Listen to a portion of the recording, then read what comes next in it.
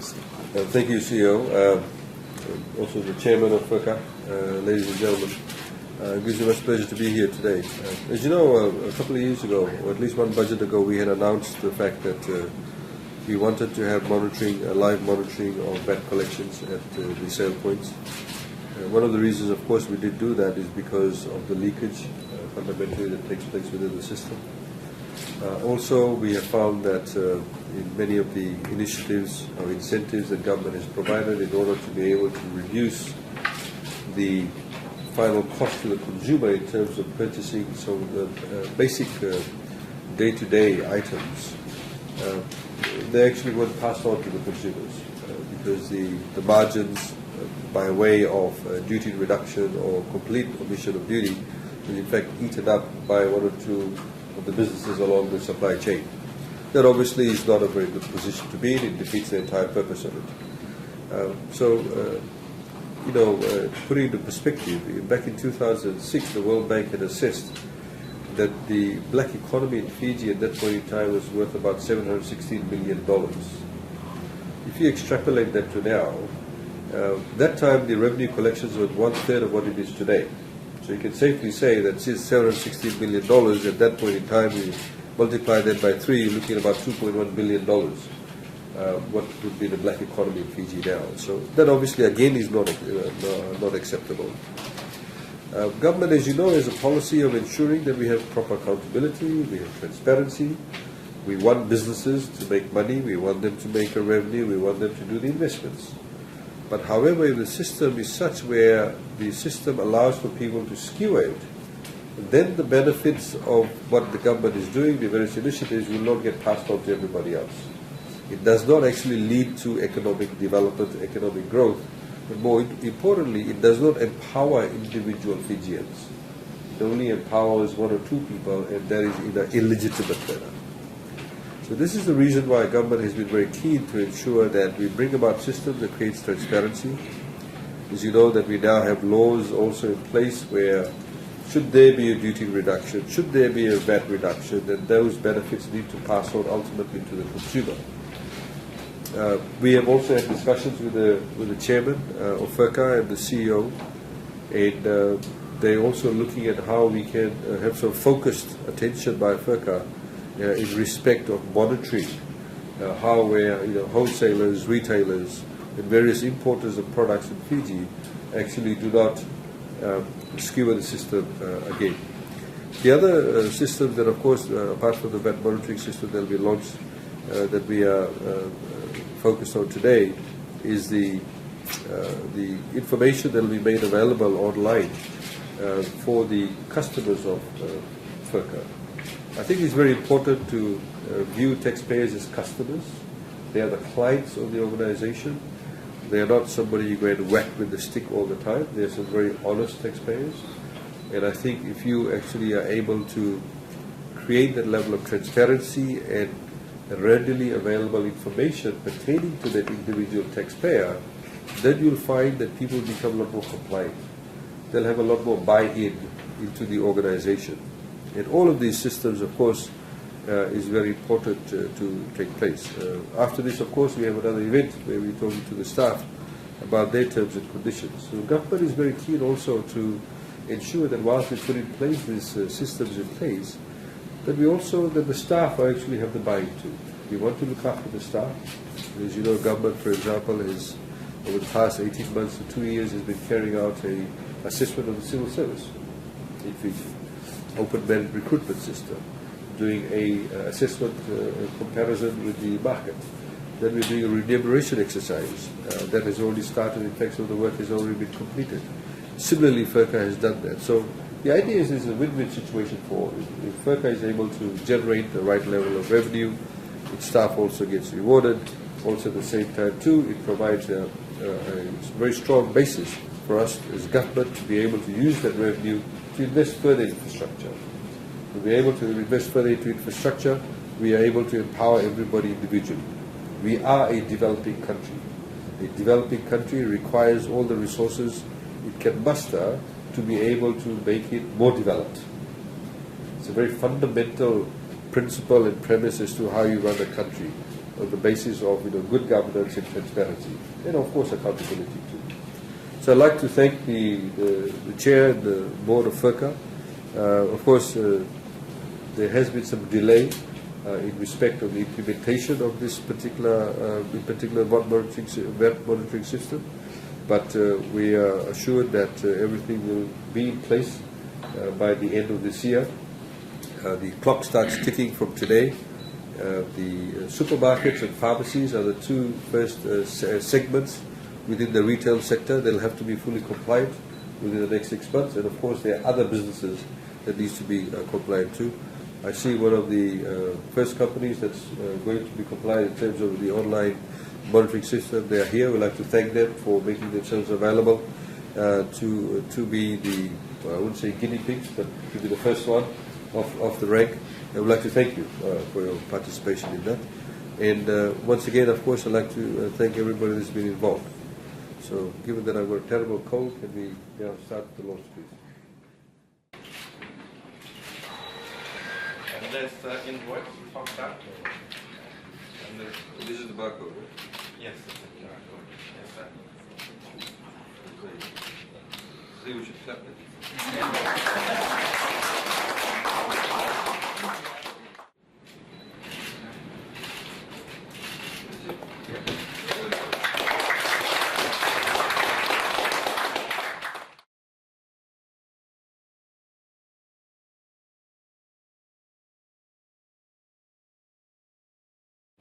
It is not a high-end restaurant.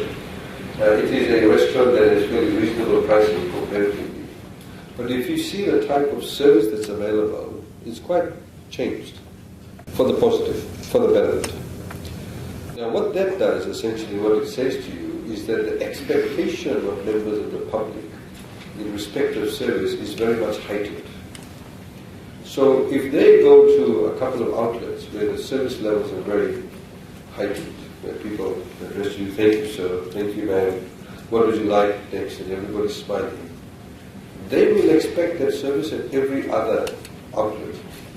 Whether it is another restaurant, whether it is another outlet, whether it's a supermarket, whether you're going to buy spare parts, or whether they come to FIRCA, or whether they go to a government ministry, they will expect that.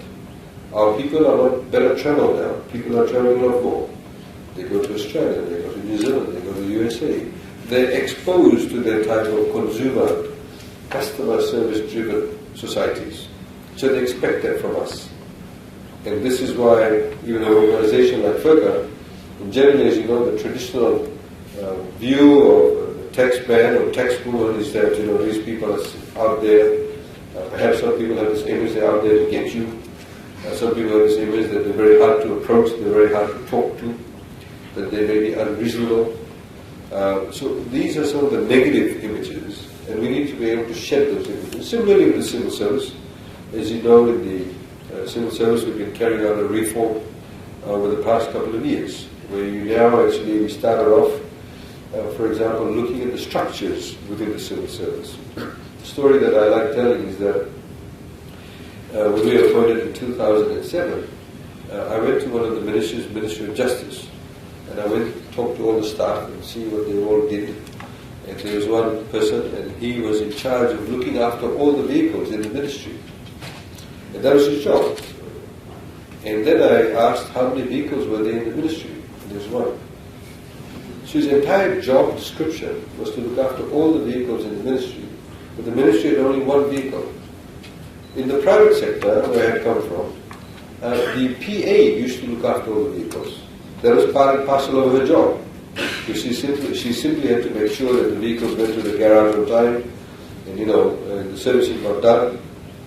It's a very simple thing to do. Of course, now things have changed. And we still have government positions called typists. How many people use typewriters? We don't have typewriters. We still call this position typists. And not many people actually now have a dedicated, lawyers don't necessarily, for example, in the Solicitor General's office, don't have a dedicated typist or dedicated person who types their briefs or their submissions to Parliament. They actually write it themselves.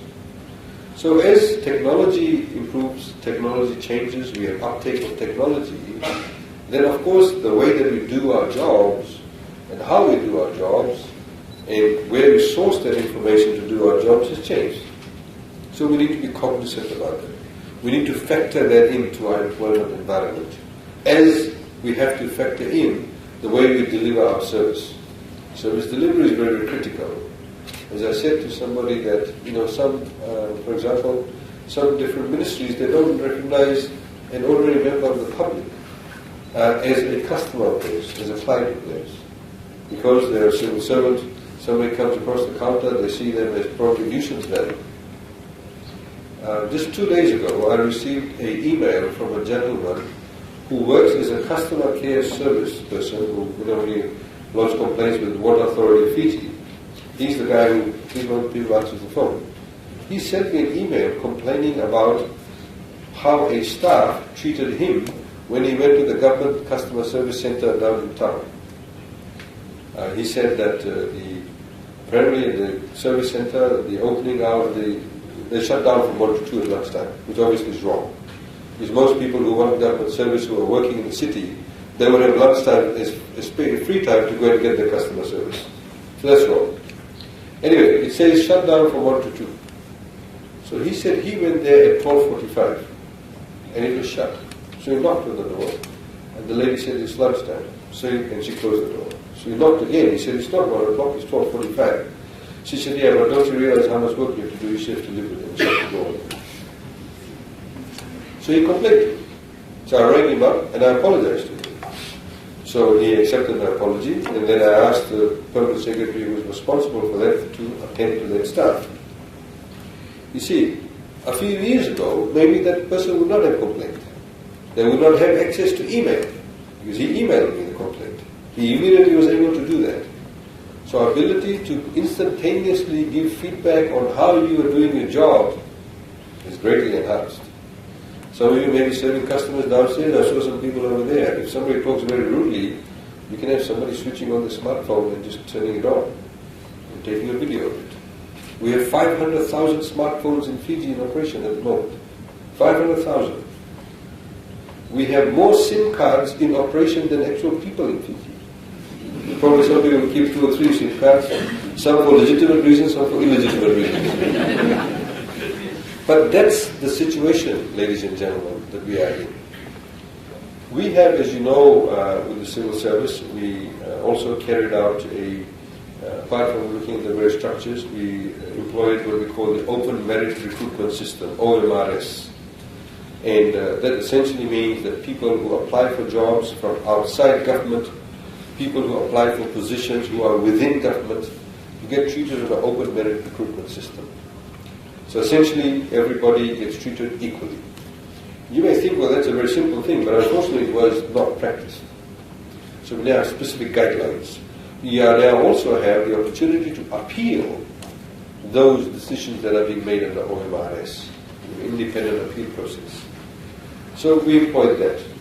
We then did an assessment and compared the positions and the salaries that were paid in the civil service and compared it to the private sector, what people were getting paid in the private sector.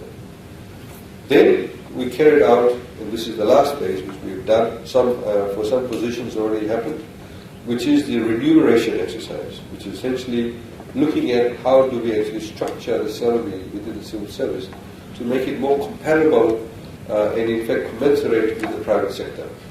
Because we found in the civil service that at the intake level, the person in the civil service was being paid higher, if not very well, compared to somebody in the private sector. The private sector sat there. As the years went by, the civil service, as they got more senior, it went down, and the private sector went up. So you could have a lawyer starting off the SG's office at $27,000 a year. Private sector, they pay $12,000. You come back 5 years later, the person who's $27,000 is probably sitting at $33,000. The person in the private sector is getting $70,000. That's how it actually worked out. Ballpark figure here and there. FERCA obviously has been carrying out a similar exercise. FERCA has been going through those motions. The board has been very active in that. I remember talking to the chairman when he was appointed that one of the things he did want to look at was to look at how we're actually remunerating staff at FERCA. And we need to be able to ensure that the quality of the work environment and also the quantity of salaries that you do get is actually rewarding, it's commensurate with the private sector, and it makes it also, it should also recognize the particular skill sets that's required for the particular position. And some of them, of course, are scarce skill sets. Some of them, of course, are skill sets that is perhaps more prone to third-party intervention, if you like. Customs officers. Worldwide, if you look at a country like Singapore, in Singapore, immigration officers, customs officers, police officers, border control, where they believe is the most porous points, the softest points in any country in terms of maintenance of law and order, in terms of compliance, the salary structures are a lot better rewarded. Similarly, we have those type of situations in FIFEC. You'll find the investigators, because it's an anti-corruption organization, you don't want the investigators themselves to become corrupt. Particularly, they're dealing with very large-scale investigations. As an example that I gave a couple of weeks ago, a few years ago, the police were getting $6,000 a year, $6,500 a year. A year.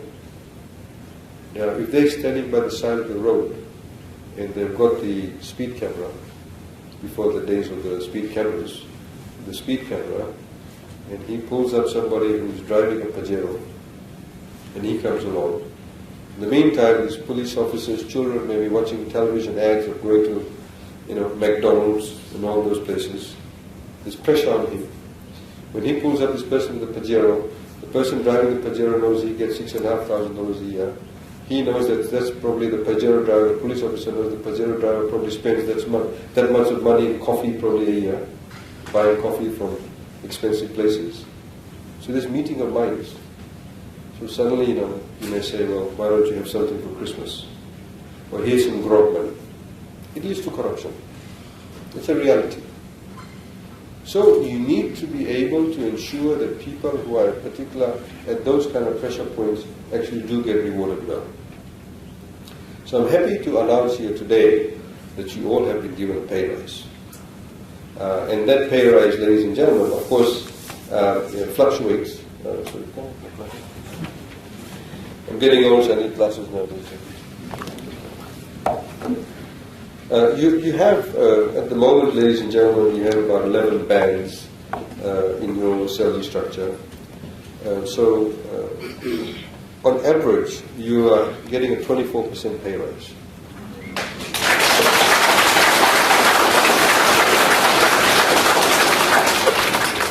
The lowest pay rise in respect of band 10 is 19%. The next is 20%.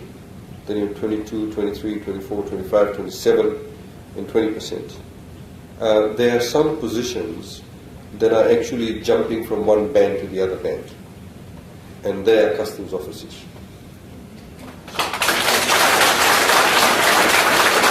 And essentially, that works out to be a 50% pay rise for customs officers. That's the type of pay rise. Ladies and gentlemen, it also brings about, for me, a very important point. And that important point is, please, you need to do your work diligently. I have seen personally emails of customs officers asking people who are importing goods, by the way, can you bring me a jacket? Can you bring me this next time when you go overseas? I've seen that. It does not augur well. It does not bode well for the organization. And I have said to the chairman and the CEO, you should fire people like that immediately. Because it makes a mockery of your organization. You wear those uniforms, and those uniforms should represent something. It should not be that people see you in the uniform and say, yeah, right, okay. Bunch of jokers. They laugh behind your back. They laugh behind your back. That should not be the case. You must not make it the case. It is also a responsibility that if your fellow staff colleague is doing that, you must report it immediately. You must. Because your board, the government recognizes that the right people need to be paid the right salary, they need to be rewarded for the right salary, they need to be paid the right amount of money. But there's an equal responsibility on you not to take it for granted. Because no organization is going to be successful if the people who are supposed to be implementing the mandate of the organization aren't doing their job. That's the basic premise of it. So, yes, you're getting a substantial pay rise. It's quite significant. You know, I had, for example, some unions who came some time back regarding civil services. I made it known to the public earlier on. They said, "Well, just give us a pay rise." And then they sort of pull figures out of the air. You know, "Oh, give us 15%. Oh, you know, okay, maybe 10%. There's no rhyme or reason. And the other fundamental principle that you must also subscribe to is this. If, for example, the three of us are working, and these two gentlemen are working very hard. I stroll in at 9:30. Before lunch I start combing my hair to go for lunch. My tea break is about 45 minutes. I'm supposed to knock off at 4:30. I start putting the gel in my hair, 4:45. It happens. There is no way that I should, going forward, get the same pay rise as these two gentlemen. Your base has been improved. All of you, your bases have been improved across the board. So you've been put in new bands. Your band limits, the minimum and the maximums have increased. But henceforth, you'll be assessed on individual performances. And just because 5 of you sit in or work in one department, it doesn't mean all of you going forward will get the same pay rise after this pay rise. It should be simply performance-based. If somebody is doing better than the other person, they should get rewarded for that. If somebody is going the extra mile and getting better qualifications, they should be rewarded for that. And that's the way a modern system works. And that's what you need to adopt yourself. You need to be able to understand that. Because it will be good for your own personal development. It will also be good for the organization. I mean, as a government policy, what we are saying is that there's still enormous amount of leakages in the Fijian economy. As we just said on the other side of the building, in 2006 the World Bank did a study and said that about $716 million, Fijian dollars, was in the black economy. Now that's in 2006 when the revenue collection was 1/3 of what it is today. So if you extrapolate that and multiply that by 3, today $2.1 billion is in the black. $2.1 billion. Can you imagine if we had access to the $2.1 billion? Can you imagine? What could we do with the $2.1 billion? Even if you say 20% of that, what could we do with that? We could do lots more. We've already done things like free education, done subsidized electricity, water, subsidized bus fares, building roads, jetties. Now no longer people, you may have relatives who live in rural areas. Before, if you had a house in a rural area, to get connected to the electricity grid, you had to contribute 10%, every single home. Now you no longer have to do that. No longer have to make contributions for water connections. All of that is being done. Moving on a technological pace, at a technological pace. A lot more things will be done. We're able to now reduce the duty on basic food items. Not just basic food, but a lot of basic items. Why are we able to do that is because the economy is doing well. If the economy does well and we're able to get the right level of compliance, everybody benefits. It's very simple economics. In the same way, yesterday we met with some supermarkets. We called in all the supermarkets. This is in the budget consultations. Some of them I know are rigging the system. We had very heart-to-heart talk with them. We also had discussions and we want to talk to those people who actually supply to the supermarkets. What are the margins that they are charging? We are not saying nobody should make money. Everybody should make money. But in a manner that is good for everybody. If you are able to, for example, sell a roofing iron or sell a shirt and still make a good margin but have a reasonable price, more people will buy it. The last story I want to tell you is that a few years ago I went into Nandi, and there was a buller shirt hung up in the shop, and it had marked $65. So I said, nice buller shirt. I said to the store guy, I said, how much? He said, $20 for you.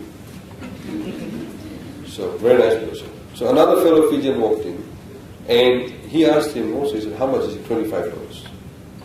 So I said to him, I said, look, I know you're making a margin by selling it to you for $25. You're probably making a margin by selling it to me for $20. You're probably saying to me, because I'm a minister. But what's the $65 for? He said, that's the tourist price. The point now is, if you go to Nandi, that has stopped. It has stopped because we really pushed for that. You can buy those fake polo t-shirts at $19 if you're a local, if you're a tourist. The moral of the story is this.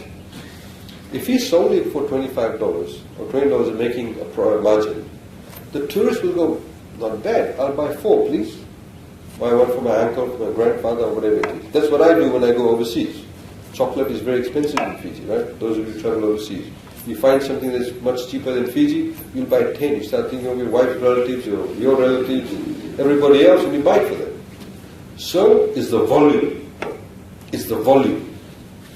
And for us, what is really important is to be able to give every ordinary Fijian the access to the goods and services that everybody else enjoys.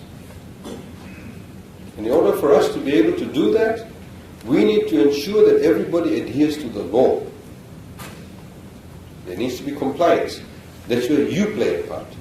If you are part of the problem at the border or in tax assessments, then you should not be part of this organization. And you, in fact, from our perspective, you are being completely unpatriotic to your country. There's no point only cheering for Fiji when Fiji wins rugby sevens. You should be cheering for Fiji every day in whatever you do. The same way that we say to the school teachers, if you don't teach well, you're being unpatriotic because you're turning out a group of students who won't be good learners, who won't have the knowledge. So what will the future be like? How will it affect the country? That's the fundamental basis. I don't want to give a long lecture or speech. But I'd like to also thank all of you for your work, for your contribution. And we look forward to working together with you closely. As you know, Minister of Economy, of course, is very proactive now. We've been meeting with your CEO in the past couple of days with the team. As you know, we're preparing for the budget. And we have, of course, said to the board to use resources also from offshore to upskill you, to get the level of expertise. We have friends here from New Zealand working in the Customs Department. We want more of those resources to upskill our people. So you get the knowledge, you get to know the know-how, you need to know the infrastructure that's actually used in other modern jurisdictions. So thank you very much for your work. Please remember that this salary base is of course across the board. Henceforth now you'll be individually assessed, a performance-based system, performance management system, as I said. But the idea was to give you that lift up, so you get that bit of oomph and you're actually recognized for the work that you are carrying out. And we look forward to you working together with us and the government, and also working with the board and the CEO. But as I said, ladies and gentlemen, an organization is as good as the people that are in it. And it's your responsibility to ensure that people who are working with you, if they're not towing the line, they need to be whistle-blown too. Please also remember that the taxpayers, you must see them as clients. Of course, some of them are stealing from the system. We know that. But even if somebody's stealing, you can be very polite and say, you have to pay this penalty, or else. Or this is the time period, pay up, or else. Or pay the penalty, and this is the consequences. Politeness takes you a long way. Being professional takes you a long way. Just because we are given a certain level of power, it does not mean you abuse it by being rude or being very confrontational. You'll get more of a buy-in. If you say to somebody nicely you have to pay a penalty, they'll pay it probably much quicker, as opposed to being rude about it. At the end of the day, it's your reputation, the reputation of the organization. I'd like to wish you all the best for the upcoming year and also the new financial year. No, thank you.